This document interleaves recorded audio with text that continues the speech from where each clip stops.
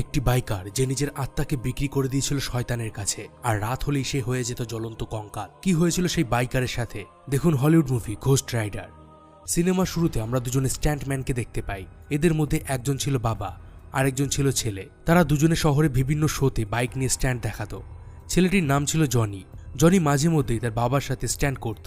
তবে সেদিন শোয়ের সময় হঠাৎ করে অন্যমনস্ক হয়ে যাওয়ার ফলে জনি বাইক থেকে ছিটকে পড়ে যায়, কিন্তু তার কোনো ক্ষতি হয় না।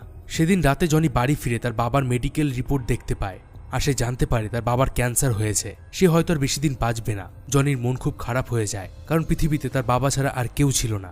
জনি একদিন ওয়ার্কশপে বসে তার বাইক রিপেয়ার করছিল। এমন সময় সেখানে একজন কালো কোট পরা বয়স্ক লোক আসে। লোকটি জনিকে বলে, তুমি খুব ভালো স্ট্যান্ড করো, আমি তোমার পারফরমেন্স দেখেছি। জনি তাকে বলে, তুমি কি কোনো শো চালাও? লোকটি বলে, হ্যাঁ, আর সেটা হলো এই দুনিয়ার সব থেকে বড় শো। লোকটি আরও বলে, আমি জানি যে তোমার বাবার ক্যান্সার হয়েছে, আর তুমি যদি চাও তাহলে